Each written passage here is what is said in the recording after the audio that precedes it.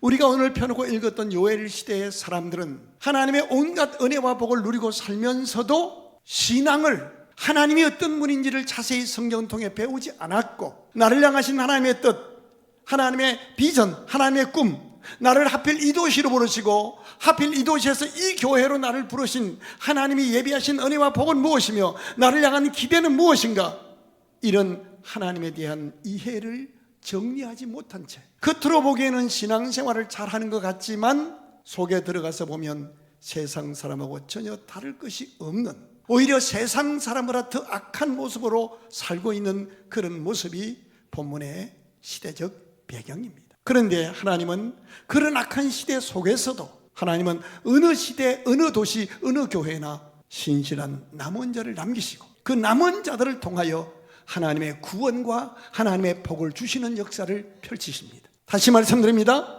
하나님은 어느 시대, 어느 도시, 어느 공동체나 남은 자를 남기십니다. 그리고 그들을 통하여 일하십니다. 우리 옆에 분하고 인사하시는데, 우리는 이 도시의 남은 자입니다. 시작. 한 번 더 하는데요, 우리를 통해 하나님의 축복이 임할 겁니다. 시작.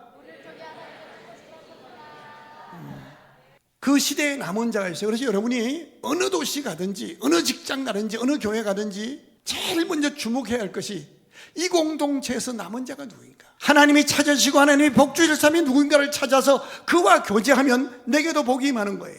근데 입만 열면 불평하고 비난하고 다른 사람 욕하고 이런 사람하고 교제하면 내 영혼도 어두워지고 남은 자가 아니라 휩쓸려 바람에 나는 것처럼 방황하는 사람과 함께해서 애매한 고난 속에 휩쓸려 가게 되는 거예요. 그 남은 자가 요엘이라는 이름을 가진 믿음의 사람이라고 본문은 전문합니다. 이 요엘이라는 사람은 신실한 믿음을 가진 부모님으로부터 바른 신앙적 교육을 받고 성장해서 남들이 보지 못하는 믿음의 세계를 보고 남들이 갖지 못하는 하나님의 진리의 말씀을 배우며 남들이 가지 못하는 하나님의 축복의 길을 걸어가는 그런 사람이었음을 본문은 정언합니다. 자, 1절을 같이 보십시다. 부두엘의 아들 요엘에게 임한 여호와의 말씀이라. 구약 성경은 사람을 소개할 때에 그 소개하는 컨셉이 있습니다. 먼저 그 부모를 소개합니다. 그 부모의 출신 지역을 소개하고 그 부모의 세속적 직업이나 직위나 종교적 지위를 소개하고 그리고 나서 그 자녀를 소개합니다. 그런데 요엘의 아버지 부두엘은 소개할 것이 아무것도 없고 이름만 소개가 됩니다. 이 말은 무엇 하나 세속적으로 내놓을 만한 것이 없는 그런 삶이었다는 겁니다. 평범한 흙수저입니다. 그런데 세상적인 집이나 출신 지역, 명예 이런 것은 소개할 것이 없지만 그 이름을 당당하게 소개합니다. 부두엘의 아들 요엘에게 임한 여호와의 말씀이라. 왜 하나님이 그 타락한 시대를 고치기 위해서, 복주시기 위해서 얼마나 잘나고 똑똑한 가문도 많을 텐데, 대단한 이력을 가진 부모도 많을 텐데 아무것도 소개할 것이 없는 그 부두엘이라는 사람의 아들을 택하여 하나님이 그 위대한 사명을, 미션을 그 아들에게 맡겨주셨을까 하는 이야기입니다. 그리고 하나님은 이 점을 한 줄 1절에 딱 기록해서 우리에게 강조하여 읽게 하시는 하나님의 의도가 무엇일까요? 1절을 다시 읽겠습니다. 부두엘의 아들 요엘에게 임한 누구의 말씀이라? 여호와의 말씀이니라. 자, 우리가 어떤 사람에게 혹은 우리 부모나 자녀를 소개할 때 저 사람은 신실한 믿음을 가진 아무개의 아들입니다 라고 하면 얼마나 영광스럽겠어요. 내가 하나님의 사람, 하나님 앞에서, 사람 앞에서 신실한 사람이라고 인정받아 그 믿음을 자녀들에게 물려주었어. 그 자녀들이 때가 되었을 때 부모된 나의 신실한 삶이 하나님의 응답과 축복과 영광으로 내 자녀의 삶에 임하게 되는 모습이 부두엘의 가정이라 이 말이에요. 여기 부두엘, 이것은 하나님과 사람 앞에 신실한 사람, 그런 뜻입니다. 엘은 엘로힘, 하나님을 지칭하는 겁니다. 부두라는 말은 신실하다는 뜻입니다. 제가 부두엘 하면 하나님과 사람 앞에 신실한 사람, 그렇게 말합니다. 부두엘. 이 방송을 듣거나 보는 CBS 애청자들은 우리 교회 교인들이 굉장히 머리가 좋은 사람인 줄 알 거예요. 이 긴 글을 화답하니까 다시 해요. 버드웰. 여러분, 내가 다른 것은 못 물려줘도 정말 신실한, 하나님 앞에 사람 앞에 신실한 사람이었다, 그거를 물려주고 훗날 내 자녀를 누가 소개하면서 저 사람이 그 신실하신 아목의 아들이라고 이렇게 될 수 있으면 이보다 귀한 것은 없다고 생각해요. 제가 평생을 신앙생활하고 한 교회를 40년 넘도록 섬겨오면서 느끼는 게 있어요. 수대째 신앙을 가진 그 신실하게 부모가 믿음을 지키고 사명을 감당한 그 선대를 가진 자녀들의 삶에 두 가지 특징이 있다는 사실을 제가 확인했어요. 하나는 수대째 기도와 눈물과 성실한 섬김이 쌓인 신실한 조상을 둔 자녀들의 삶에는 타락을 하는 일이 있어도 한계가 있더라는 거예요. 기차가 레일리를 벗어나지 않는 것처럼 아무리 타락을 하고 교회 안 나가고 별짓을 해도 하나님이 지키시는 한계점이 있고, 어느 날 한순간 그걸 목을 휘어잡아서라도 원래 있어야 할 축복의 자리로 되돌려 놓으시는, 그것은 부모의 섬김과 눈물과 기도가 절대로 헛되지 않음을 역사가 증언한다 하는 사실이에요. 또 하나는, 두 번째 특징은요, 성경이 말씀하는 복 가운데 두 가지 복이 있는데, 하나는 손으로 일하여 열매 얻는 복, 수고한 대로 기 한 잔의 열매가 떨어지지 않고 열매 내는 복을 복이라 하고, 또 하나의 복은 우리가 심지 않았는데도 불구하고 하늘을 여시고 부어주시는 축복이 있는데, 이 부어주시는 축복이 부모가, 선대가 성실하게 심어 놓았을 때 그 자녀의 삶에 부어주시는 축복으로 임한 것을 성경과 저는 한 교회 41년 섬기면서 그걸 경험하는 거예요. 예, 근데 우리 한국교회가 23,000여 명의 해외 선교사를 파송해 놓고 있어요. 사실 선교사님들은 내일이 기약됨이 없어요. 노후가 보장되지 않아요. 하루하루 그냥 먹고 살면서 복음 전한 거예요. 선교사에게 선교비를 많이 보내주는 교회가 없습니다. 기초 생활도 안 되게끔 보냅니다. 그런데 신기한 것은 그 선교사님들의 자녀들이 세계적으로 유명한 아이비리그 대학들을 다 졸업하거나 하고 나서 그 선교사의 자녀는 정말 삶이 하이 레벨의 자리매김한 것을 보면서, 야, 선교사님들이 돈도 없는데 어떻게 저렇게 애들이 좋은 대학 나오고 저렇게 잘 풀리는가? 그것은 신실한 부모의 믿음이 헛되지 않았음을, 하나님이 냉수한 그릇 대접한 것도 상을 잃지 않겠다고 하셨던 약속 지키시는 하나님인 것을 알기 때문이에요. 요엘은 자기 아버지로부터 물려받을 수 있는 것이 아무것도 없었어요. 단 하나, 아버지의 신실한 믿음, 그것을 계승받은 거예요. 그랬더니 그 타락했던 시대, 하나님의 심판이 현재적으로 임하는 그 악한 마지막 때에 하나님이 요엘을 통해서 그 심판받을 민족을 깨우시고 심판의 날이 응답의 날이 되도록 반전시키시는 은혜를 그를 통해 펼치신 거예요. 저는 저와 우리의 후손들과 우리의 삶이 요엘처럼 그렇게 귀하게 반전의 역사로 쓰임받는 주인공이 되시기를 주의 이름으로 축복합니다. 본문을 바르게 이해하기 위해서 먼저 본문이 기록되는 시대를 한번 생각해 보십시다. 경제적으로 여유가 있던 시대예요. 마시고 취할 수 있는 여건과 사회적인 분위기였어요. 5절 같이 보겠습니다. 끊어졌습니다. 이게 단어가 뭐예요? 취하는 자들, 비틀거리는 자들, 취하여 비틀거렸어요. 그 당시 지도자들이 어땠길래 백성들이 돈이 생기면 꿈 위에 꿈을 꾸면서 미래를 위해 준비하고 더 나은 내일을 위해서 나가는 것이 아니라 비틀거리게 됐는가? 지도자들이 어땠는가? 2절 읽어봐요. 늙은 자들아, 이것은 단순히 나이 많은 사람을 지칭하는 게 아니에요. 각계각층의 지도자를 의미하는 단어예요. 늙은 자들아, 너희는 이것을 들을지어다. 땅의 모든 주민들아, 너희는 귀를 기울일지어다. 너희의 날에나 너희 조상들의 날에 이런 일이 있었겠느냐. 무슨 뜻인지 아세요? 그 당시 지도자들은요, 분별력이 사라졌어요. 오직 자기들의 권력, 자기들의 정권, 자기들의 욕심 채우는 일에만 관심이 있었지 지금이 뭐 할 때인지를 전혀 모르고 있었던 거예요. 지도자가 백성들의 앞날을 염려하는 것이 아니라 지도자를 걱정해서 백성들이 할 수 있는 저항권은 아무것도 없어서 그저 어디 나가서 소리 지르는 것밖에 없어. 10,000명, 10만 명씩 모여서 토요일마다 소리 질러. 이게 우리만 그런 거 아니라 지금 수천 년 전에 요엘 시대도 그랬다는 거예요. 지도자들이 다음 세대를 위해서 할 말이 없는 거예요. 3절 한번 읽어봐요. 너희는 이 일을 너희 자녀에게 말하고 너희 자녀는 자기 자녀에게 말하고 그 자녀는 후세에 말할 것이니라. 무슨 말인지 아세요? 이런 일이 역사에도 없었다는 거예요. 이런 일이 역사에도 없었다는 거예요. 4절을 읽어봐요. 어떤 일인가? 아주 중요한 얘기입니다. 시작. 팥종이가 남긴 것을 메뚜기가 먹고 메뚜기가 남긴 것을 너치가 먹고 너치가 남긴 것을 황충이 먹었다. 경제적으로 망해가는 절차를 이렇게 소개하는 거예요.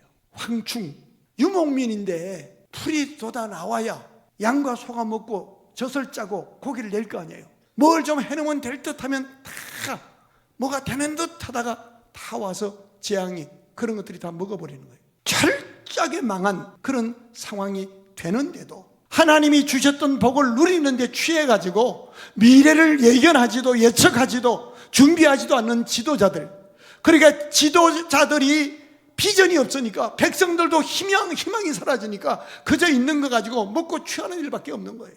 우리가 짧은 세상 사는 동안 복을 받는 것도 중요합니다마는 하나님이 어떤 과목에 복을 주셨을 때 그 복을 누릴 줄 아는 믿음과 그릇이 준비되는 것이 더 중요합니다. 예를 들어서 물질의 풍요의 복을 받았습니다. 물질적인 부여 때문에 교만해지면 그 사람은 받은 복을 누릴 줄 모르는 사람입니다. 오히려 받은 물질의 복 때문에 교만해져서 시험에 들고 하나님을 아프게 하여 인생이 타락하게 되는 겁니다. 직장에서 승진하는 복을 받았습니다. 그러면 그만큼 더 겸손해지고 하나님 앞에 더 기도하고 말씀 붙들고 감당할 지혜와 능력을 구하는, 그래서 하나님을 기쁘시게 사람을 복되게 하면 그건 승진의 복을 누리는 것인데, 승진한 것 때문에 바빠서 회사에 헌신하느라고 가정 돌보지 않고 소홀하고 신앙생활 엉망진창으로 하면 이 사람은 승진의 복이 아니라 화가 된 것입니다. 저는 우리 교회 모든 교우들이 올해 여러 가지 복을 받되 누릴 줄 알되 더 큰 복을 받을 수 있는, 내 손으로 하는 것 위에 하나님이 열어주시는 부어주시는 복을 받을 수 있는 꿈 위에 꿈을 꾸는 사람들이 될 수 있기를 주의 이름으로 축원합니다. 그런데 그 당시 사람들은 먹고 취하여 비틀거렸고요. 자, 6절 7절 한번 읽어봐요. 시작. 다른 한 민족이 내 땅에 올라왔음이미로다. 그들은 강하고 수가 많으며 그 이빨은 사자의 이빨 같고 그 어금니는 암사자의 어금니 같다. 여러분 주목해 보세요. 지도자가 타락하고 백성들을 흥청거리고 이러고 있는 사이에 우리가 상상하지도 못하는 악한 세력들이 와서 다 우리 땅에 올라와서 그들은 전략을 꾸미고 있는 거예요. 10절 한번 읽어볼래요? 결과가 어떻게 되는지를. 밭이 황무하고 토지가 마르니 곡식이 떨어지며 새 포도주가 말랐고 기름이 다하였도다. 결국 경제 무너집니다. 희망 없습니다. 그런데 어느 나라든 마지막에 끝까지 순수한 직군이 있습니다. 그게 농부입니다. 농부가 타락하면 그 시대는 끝난 겁니다. 농자 천하지 대본, 이게 옛날 글이 아니에요. 11절 한번 읽어봐요. 그 당시 농부들이 어땠는가. 농부들도요, 세상이 하도 수상하니까 게으름의 시기를 놓치고 때는 좀 후회하는, 파종의 때, 추수할 때, 김멜 때 다 놓치고 그냥 같이 그러다가 자기들도 망해버린 거예요. 12절 읽어봐요. 포도나무가 시들었고 무화과 나무가 말랐으며 석류나무와 대추나무와 사과나무와 밭의 모든 나무가 다 시들었으니 이러므로 사람들의 즐거움이 말랐도다. 농부들도 이제 희망이 다 없어진 거예요. 결국 이렇게 됐을지라도 그 시대에 살고 있는 기독교인들, 역사를 주관하시는 살아계신 하나님을 믿는 믿음의 사람들만이라도 제대로 예배 생활하고 남은 자가 되어 있으면 희망이 있는데, 13절 한번 읽어봐요. 시작. 와서 굵은 배를 입고 밤이 새도록 누울지어다. 이유는 소제와 전제를 너희 하나님의 성전에 드리지 못함이라. 소제가 뭡니까? 감사제도입니다. 인간들이 먹고 취할 돈은 있어요. 인간들이 누구에게 조금 도움을 입으면 고마움을 표현해요. 너무 고맙다고 자기가 한번 쏜대요. 여러분, 식당 가면 한국에서만 볼 수 있는, 더치페이 안 하잖아요. 아주 한국에서만 볼 수 있는 아름다운 풍경입니다. 이 사람아, 이번엔 내가 내는 거야. 왜 그러는 거야? 내가 낸다니까. 지난번에 이 사람은 나를 어떻게 보는 거야? 나는 교회도 좀 그랬으면 좋겠어. 헌금함이 돌아갈 때 이 세 번째 줄을 내지 마세요. 내가 다 낼 테니까. 아무도 아멘 못하잖아. 소제와 전제가 끊어졌어요. 사람에게 조금만 도움을 입어도 감사할 줄 아는데 하나님 앞에 예배드리라고 하면서 빈손으로 나오는 거예요. 결과가 어떻게 됐어요? 그렇게 풍성한 삶이 처량한 신세가 되니까. 10절 다시 한번 읽어보실까요? 밭이 황무하고 토지가 마르니. 직장은 있어요. 사업체 있어요. 그런데 열심히 해요. 그런데 열매가 없어요. 11절 읽어요. 농부들아, 너희는 부끄러워할지어다. 밭의 소산이 다 없어졌음이로다. 그리고 13절입니다. 제사장들아 너희는 굵은 배로 동이고 설피울다. 밤이 맞도록 누워할 지경인 거예요. 성도들이 하나도 예배 안 나온 거예요. 잘 들으세요. 사람들이 이렇게 생각합니다. 나 한 명 예배당 안 나가도 교인 많은데 뭐. 아니에요. 내가 주일날 예배당 안 나오면 아무도 안 나왔다는 생각이 있어야 돼요. 하나님은 수천 명보다 여러분을 기다렸기 때문이에요. 하나님은 얼마나 많은 사람이 예배 왔냐에 관심 없어요. 나에게 관심이에요. 나에게. 내 예배가 살면 예배 산 거예요. 믿으시면 아멘. 그런데 내 예배가 죽었어요. 그래서 나를 기다리는 하나님이 제사장을 눕혀서 울게 만들어요. 한마디로 요엘 시대는 하나님께서 주신 은혜와 복은 받았지만 그 복을 바르게 누릴 수 있는 믿음이 없는 시대예요. 믿는다고 하면서도 예배를 소홀히 한 영적으로 무기력한 시대였으며 지금 무엇을 해야 할 때인지를 구별할 분별력이 없는 시대였고 코앞에 예비된 복을 게으름으로 인해서 받지 못하는 시대였으며 이미 받은 은혜와 복도 교만해져서 누리지 못하고 빼앗기는 비틀거리는 시대였습니다. 그런데 요엘서를 읽어가다 보면 이렇게 어두워지고 피하여 비틀거리는 백성들을 향하신 하나님의 어제나 오늘이나 동일하신 모습 때문에 우리에게 희망이 있습니다. 취하여 비틀거리는 그들에게 한 번 더 기회를 주시면서 살아날 기회를 주시는 것이 요엘서의 핵심입니다. 하나님은 시대가 어떠하든 간에 바로 내가 본이 되고 덕이 되며 복이 되는 남은 자로 일어서 달라고 말씀하십니다. 다른 사람 어찌든지 나 주님의 용사되리. 여러분, 내가 사랑하는 전도사님이 넘어졌다고, 내가 존경하던 장로님이 넘어졌다고, 내가 믿고 있던 목사가 넘어졌다고 내 믿음이 흔들거리면 그건 믿음 아닙니다. 넘어진 그를 다시 이렇게 세우시는 하나님을 볼 수 있기를 주의 이름으로 축원합니다. 7번 넘어질지라도 8번 일으키시고 490번이라도 7번씩 7번이라도 용서하시고 세우시는 하나님을 보셔야지. 왜 넘어진 사람만 보고 시험 드냔 말이에요. 믿음이 무엇입니까? 세상 사람들이 듣지 못하는 진리의 말씀을 들으므로 세상 사람들이 보지 못하는 진리의 세계를 보고 세상 사람이 가지 못하는 천국길을 가는 것이 믿음입니다. 좋은 세상 만났다고 흥청거리지 말고 영혼의 귀가 열려 언약의 말씀이 들려지기를 바랍니다. 가슴이 열려서 뜨거워지기를 주의 이름으로 축원합니다. 다 망했어도 나 남은 자로 바로 서면 하나님이 살리신다. 이 믿음이 회복되기를 주의 이름으로 축원합니다. 그래서 2절부터 쭉 읽어가면 세 단어가 나옵니다. 늙은 자들아 들을지어다. 따라합시다. 들으라. 마땅히 볼 것을 보아야 한다. 보라는 건데 지금 뭐 할 때인지를. 그리고 8절에 가면 애곡하라 울으라. 들으라 보라 울라. 들으라 보라 울라. 그리하면 너희가 살리라. 이것이 오늘 핵심입니다. 바라기는 여러분이 어디서 신앙생활을 어떻게 하시다가 이 교회까지 오시게 되었던지, 과거에 신앙생활을 어떻게 하셨던지, 이제 이곳에서 영혼의 귀가 열리고 가슴이 뜨거워져서 요엘처럼 믿음의 사람이 되어서 오늘 본문의 16절, 17절, 18절은요 절망의 날, 실패의 날, 패배의 날입니다. 그리고 19절로 20절은 하나님의 심판의 날이 가까우고 있음을 보여주고 있습니다. 그런데 바로 그 날을 15절 읽어요. 15절 뭐라고 하나님이 말씀하신지 시작. 슬프다 그날이여 여호와의 날이 가까웠나니 곧 멸망같이 전능자로부터 이 말이라. 이 말이 무슨 말이에요? 이제 하나님의 심판 날이 하나님으로부터 오니까 아무도 피할 수 없는 심판의 날이 왔는데, 같은 도시에 같은 교회를 섬기고 있는데 어떤 사람은 심판의 날이 하나님으로부터 오고 어떤 사람은 심판의 날이 응답의 날로, 용서의 날로, 회복의 날로, 늦은 비의 축복을 받는 새로운 기회로 부여될 것을 성경은 말씀합니다. 해답은 이것입니다. 이제까지 어떻게 살아왔는지는 하나님 묻지 않으십니다. 14절이 해답입니다. 크게 읽어요. 시작. 너희는 금식일을 정하고 성회를 소집하여 장로들과 이 땅의 모든 주민들을 너희 하나님 여호와의 성전으로 모으고 여호와께 부르짖을지어다. 있는 모습 그대로 하나님 앞에 오라는 겁니다. 와서 하나님 앞에 믿음의 잠에서 깨어나 들어야 할 말씀을 듣고 보아야 할 것을 보고 이 시대의 실상과 허상을 바라보며 내가 어디를 향해 가고 있는가 나 자신의 실상도 보고 나서 금식하라는 겁니다. 금식은 밥을 굶어서 다이어트 하라는 말이 아닙니다. 이제까지는 내 경험, 내 지식, 내 힘으로 살았지만 하나님이 이제는 생명의 주인이시여 역사의 주인이신 하나님을 신뢰합니다. 주여 하나님의 역사를 기다립니다. 나는 하나님만 의지하겠습니다 하는 신앙적 표현이 금식입니다. 있는 모습 그대로 하나님 앞에 오십시오. 그리고 우십시오. 오늘 믿음으로 회개하고 울지 않으면 곧 다가오는 날은 심판의 날이로 통곡의 날이 될 것입니다. 오늘 내가 울면, 오늘 내가 엎드려 울면 그날은 응답의 날, 축복의 날이 될 것입니다. 한번 해보십시오. 한번 해보십시오. 사람 의지하고 사람에게 줄 섰다가 앞길이 보이잖아요. 사람 밀었다가 다 망했어요. 원망하지 마세요.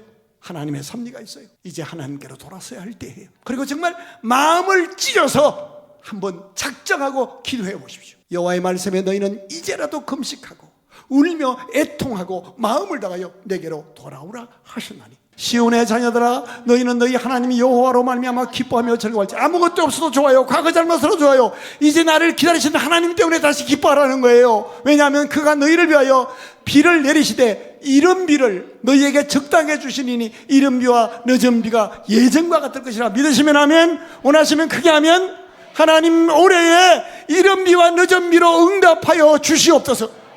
그래서 말랐던 내 삶에 꽃이 피고 열매 맺게 하옵소서. 그 다음 절 보실까요? 내가 전에 너희에게 보낸 큰 군대 곧 메뚜기와 너치와 황충과 밭종이가 먹은 횟수대로 너희에게 갚아주니 무슨 뜻이에요? 하나님은 절대로 미치게 하지 않으신 하나님이죠. 믿으시면 그게 하면 절대로 미치게 하지 않으셔요. 머물러서 썼어요? 아니에요. 하나님이 갚으셔요. 손해보셨어요? 아니에요. 하나님이 갚으셔요. 너희는 먹되 풍족히 먹고 너희에게 놀라운 일을 행하신 너희 하나님 여호와의 이름을 찬송할 것이라. 내 백성이 영원히 수치를 당하지 아니하리로다. 하나님 우리와 함께 하십니다. 사람 미워하지 마십시오. 이 언약 붙잡고 하나님의 성전으로 올라오십시오. 우리가 할 수 있는 것, 내 집은 만민의 기도하는 집이라. 있는 모습 그대로 오십시오. 여기는 우리의 의로움이나 잘난 것을 드러내는 데 아닙니다. 여기는 우리의 목소리를 높여서 권력 잡는 데가 아닙니다. 여기는 엎드리는 곳입니다. 옷을 찢는 것은 나의 허세, 위선, 나의 높아진 것 다 내려놓고 가장 낮은 자리로 내려가서 금식하며 하나님 앞에 손을 드는 자리입니다. 하나님 앞에 겸손하고 정직하게 나가십시다. 사람들의 말에 귀를 기울이지 마십시다. 사람들이 나를 책임져 주지 못합니다. 그러나 여기까지 인도하신 하나님은 살아 계십니다. 그분이 우리의 목자이십니다. 오늘 설교 제목이 본이 되는 부모, 복을 받는 후손입니다. 이 민족은 심판받는 모습처럼 나타납니다. 그러나 우리가 남은 자가 되어 이 언약 붙잡고 나아가면 심판의 날이 여호와의 날, 응답의 날로 임할 줄로 믿습니다. 민수기 6장 27절에 보면 너희는 이같이 너희 자녀들에게 축복하라. 그리하면 내가 그들에게 네가 축복한 그대로 그들에게 복을 주리라. 죽더라도 욕하고 싶어도 축복의 은혜로 축복하십시오. 다음 시대가 할 일이 있습니다. 다음 세대 어른들이 희생하고 헌신했기에 오늘 자유와 민주가 있는 겁니다. 그분들은 꼰대가 아니고 그분들은 노인이 아니고 어르신들입니다. 지금 2030 세대가 일어나고 있어서 희망이 있습니다. 꿈을 꾸십시오. 그리고 하나님 앞에 부르짖고 무엇보다 부모님을 향해 공경하고 축복하십시오.